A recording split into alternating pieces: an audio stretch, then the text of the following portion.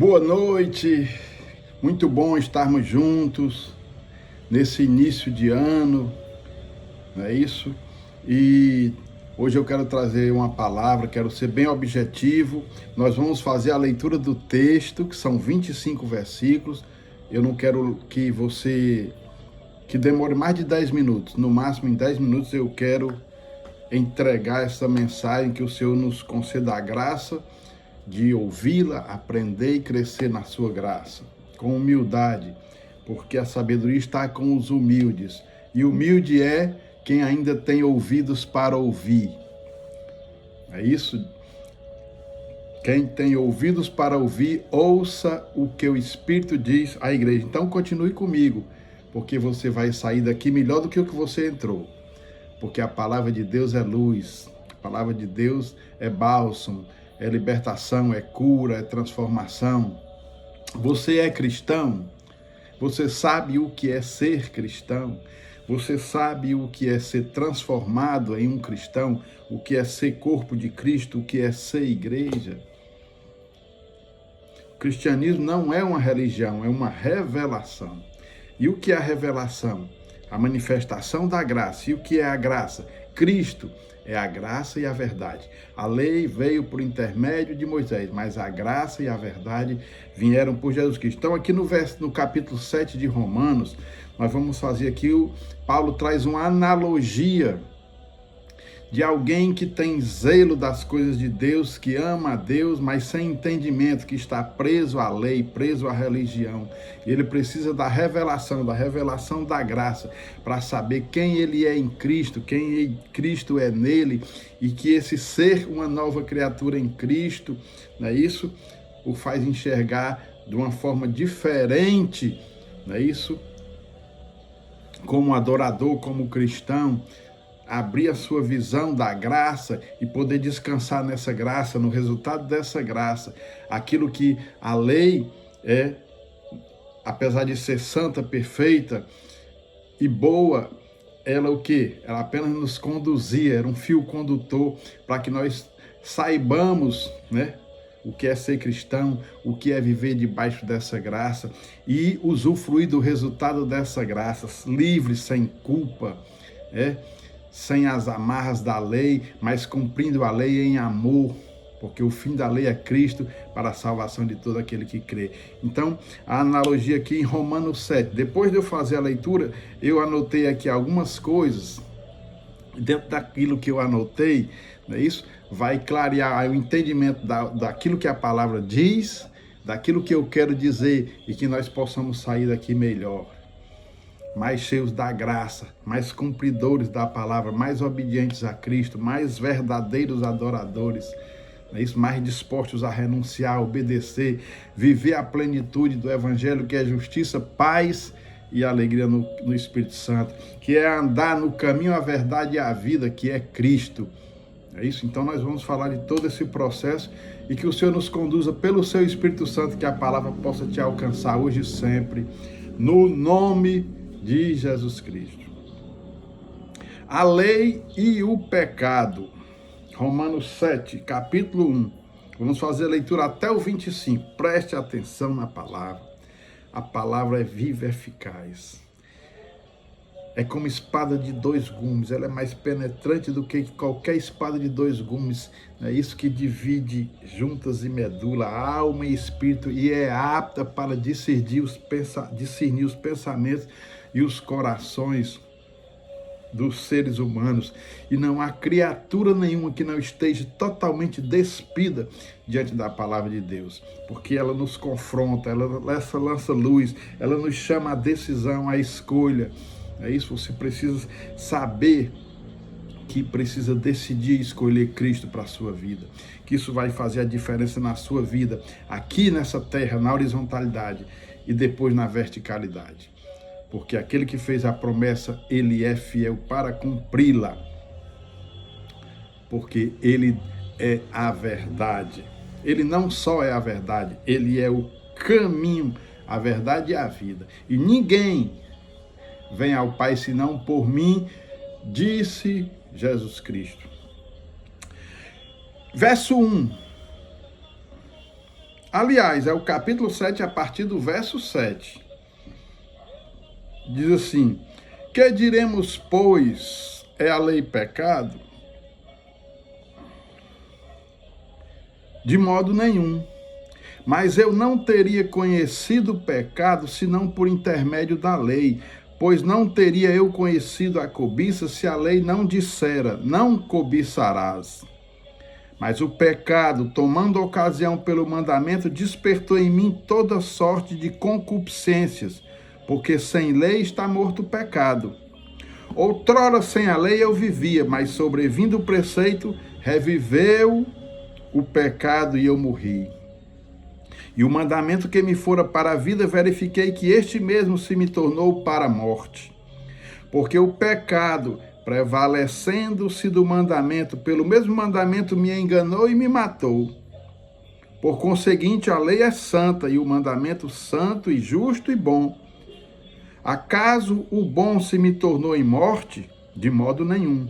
Pelo contrário, o pecado, para revelar-se como pecado, por meio de uma coisa boa, causou-me a morte, a fim de que, pelo mandamento, se mostrasse sobremaneira maligno. Porque bem sabemos que a lei é espiritual, eu, todavia, sou carnal, vendido à escravidão do pecado. Porque nem mesmo compreendo o meu próprio modo de agir, pois não faço o que prefiro, e sim o que detesto. Ora, se faço o que eu não quero, consinto com a lei que é boa. Neste caso, quem faz isso já não sou eu, mas o pecado que habita em mim. Porque eu sei que em mim, isto é, na minha carne, não habita bem nenhum, pois o querer o bem está em mim, não porém o efetuá-lo. Porque não faço o bem que prefiro, mas o mal que não quero, esse faço. Mas se eu faço o que eu não quero, já não sou eu quem o faz, e sim o pecado que habita em mim. Então, ao querer fazer o bem, encontro a lei de que o mal reside em mim, porque no tocante ao homem interior tenho prazer na lei de Deus, mas vejo nos meus membros outra lei, que guerreando contra a lei da minha mente, me faz prisioneiro da lei do pecado que está nos meus membros. Desventurado homem que sou, quem me livrará do corpo desta morte? Agora a resposta. Graças a Deus por Jesus Cristo, nosso Senhor, de maneira que eu, de mim mesmo, com a mente, sou escravo da lei de Deus, mas segundo a carne, da lei do pecado. Aleluia. Então, agora as observações. Já estamos com 8 minutos, né? Diz assim, a primeira observação. Quando nos encontramos com Cristo, desaparece toda justiça própria, toda vanglória, todo culto de si mesmo. Separado estais de Cristo, vós que querem se justificar na lei. Na lei, todo pecado tinha que ser punido, mas na graça, todo pecado já foi punido. Querer agradar a Deus por performance é o grande engano do religioso. Olha aí. Veja aí a confusão que Paulo, ele queria agradar a Deus cumprindo a lei, mas a lei manifestava cada vez mais o homem pecador. Então Deus não trata só com o pecado, Deus trata com o pecador. Quando trata o pecador, automaticamente se trata o pecado. Aí é a graça e o resultado da graça. Então, querer ser justificado por obras, quer ser justificado por obras da lei, começa arrancando um braço. Se você for querer se justificar por obras da lei, não é isso? Você tem que arrancar olho, arrancar braço, arrancar perna e não vai conseguir. Vai se transformar num maldito, num amaldiçoado. Mas se você se entregar a Cristo, Ele que é santo, perfeito e justo, no seu sangue te justifica. E essa justificação, esse derramar do seu sangue, te transforma. e te faz descansar no que Cristo fez, e isso te capacita a viver em novidade de vida. Amém? Bendito seja o nome do Senhor. O evangelho precisa entrar na mente e descer para o coração, para que nós possamos enxergar a cruz. Deus, aleluias, a religião prega o Deus que proíbe, mas o evangelho prega o Deus que liberta. Bendito seja o nome do Senhor. Então, onde há menos merecimento é onde há mais graça. É onde conhecemos o sentido, o significado do perdão e do amor de Cristo. Bendito seja o nome do Senhor. Fechando essa mensagem. Então, a conclusão. Um relacionamento com Deus baseado em graça, ele traz desenvolvimento, ele produz fé, ele forma um verdadeiro adorador. E isso tem um resultado na nossa vida, o resultado da graça. Bendito o nome do Senhor. Então, o cristão, ele recebe a graça, né, do Espírito Santo. Pela graça sois salvos mediante a fé. Isto não vem de obras nem de homens, para que ninguém se glorie. Mas você, depois que você crê no evangelho da vossa salvação, foste selados com o Espírito Santo da promessa. Você é filho, você é livre, você, aleluias, é santificado, você é salvo, você é corpo de Cristo, você é igreja, você nasceu de novo, você foi feito uma nova criatura e você vai viver em novidade de vida. Pelo poder do Espírito Santo, pela graça de Deus, é isso? Pela força do Espírito Santo que convence o homem do pecado, da justiça e do juízo, que coloca no homem os dons, a vocação, os frutos. O Espírito Santo, ele te faz perseverar, ele te faz enxergar esse amor, ele te capacita para buscar a santificação. É pela graça do Espírito Santo. E não existe o Espírito Santo fora de Cristo, fora da graça, fora do Evangelho. Por isso que o Evangelho, por isso que o cristianismo não é uma religião, mas é uma revelação.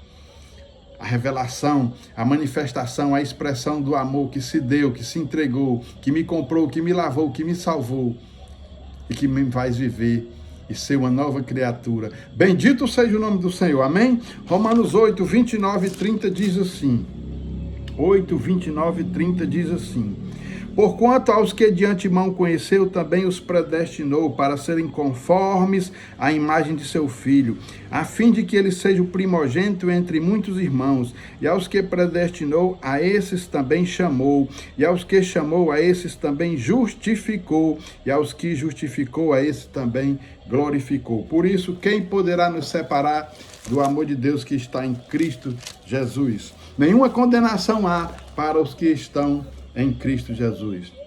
Bendito seja o nome do Senhor. Receba pela fé esta palavra. Entregue sua vida a Cristo. E receba o vinho novo. Faça parte de uma nova aliança. Vivencie a graça. Seja cheio do Espírito Santo. E que isso transborde na sua vida para que você possa transmitir, viver e levar essas boas novas para o mundo que está em trevas, mas que o Evangelho é luz. Bendito seja o nome do Senhor. Fique na paz, Deus abençoe você hoje e sempre. Desculpa, eu falei que era 10 minutos, estendeu um pouco. Mas o que é 3 minutos, quando você está recebendo a palavra que é vida eterna, a palavra que é espírito e vida, a palavra que liberta, que cura, que salva, que transforma, que alegra, que levanta, que fortalece, que abençoa. E que tudo isso você receba para você e para a sua família hoje e sempre, no nome de Jesus Cristo. Amém?